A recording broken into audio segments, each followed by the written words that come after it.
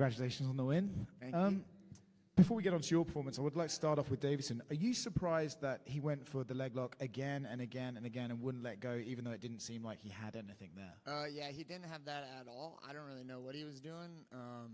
Even when I was hitting him, like, he wasn't stopping. My arm hurts from hitting him with it.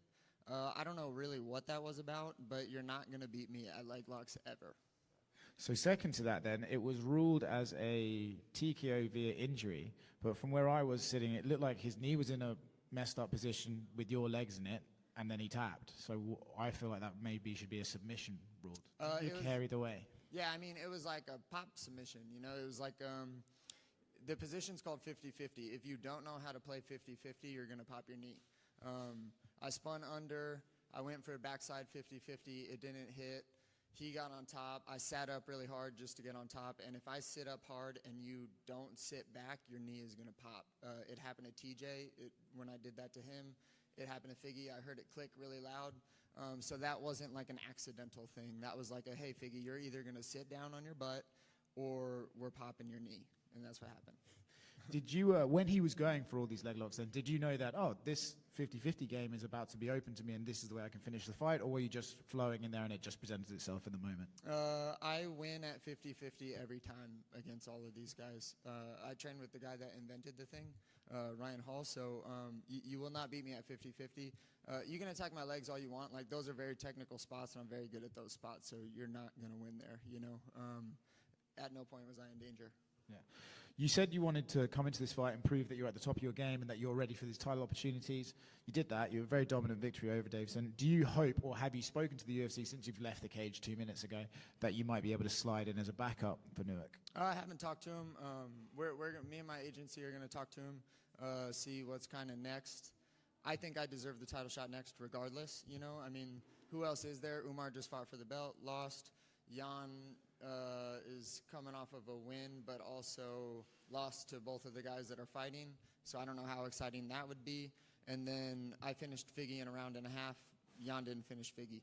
Jan got dropped by Figgy. Figgy, I think, maybe hit me one time. So I showed that I'm better. I showed that I'm the best guy, and I deserve to be next. There is a chance, and listen, we're talking about down the line here, but there is a chance, let's say these guys fight in June and then they maybe won't fight again till the end of the year. Is there a potential that you would just sit out and wait that long for the opportunity, or would you want to stay active and keep going? If it's the belt next, I'll wait. I'll wait. I don't know how long, but I'll wait. Congratulations, man. Thanks. Congrats, Cory. How would you just describe the energy that Des Moines brought? Obviously, I know we talked about it a couple days ago. Your dad's from Manchester, Iowa. How would you just assess the crowd's energy tonight? Yeah, that place was packed, man. That was great. I love fighting in these towns. You know, like I fought in San Antonio. It was amazing. I fought in Nashville. It was amazing. Coming to these towns is, I've never fought on a pay-per-view, but I'm sure just as fun, if not more fun, than fighting for a pay-per-view because the energy is just awesome when you come to a town that isn't used to having UFC fights. I talked to a bunch of people in Colorado when I would bump into them on the street the last couple month and a half, and they were like, hey, man, I'm coming to Iowa to see you. So these small shows are awesome, man, and I love getting a lot of support from them, and I'm just grateful to be a part of the UFC and just grateful to be a part of, you know, a sport that's booming right now. Congrats, Cory. Thanks. All right, nice. First of all, congratulations with the win and congratulations with the performance of the night bonus.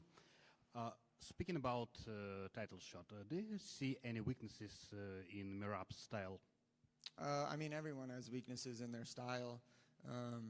I've done a lot of breaking down in Merab and O'Malley this week, so, you know, yeah, I mean, Merab's good, of course, but he's beatable, and I think that I'm the guy to beat Merab. I can crack the code. I'm the only guy that hasn't got to fight him yet that's in the top 5.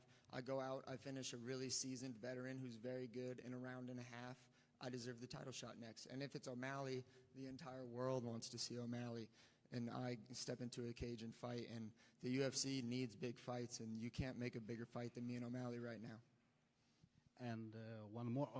Not about near future, but in general. Are you interested with a rematch with Umar? I'm sorry? Are you interested in rematch with Umar Nurmagomedov? Not now, but generally. Yeah, of course. I want to rematch everyone that I've lost and beat them, sure. Thank you. Thanks. Cory, just one quick question for me. So you talked about, obviously, you want the title shot next. Do you have a preference? If you could draw it up in your mind, obviously you don't think there's a bigger fight if Sean wins than you and O'Malley fighting for the title, but is there something really intriguing about fighting Merab because of how dominant he's been? Do you have a preference? I mean, they're both pretty exciting, but to not be boring, I guess my answer would be me and O'Malley, because that's what the fans want to see. Congrats.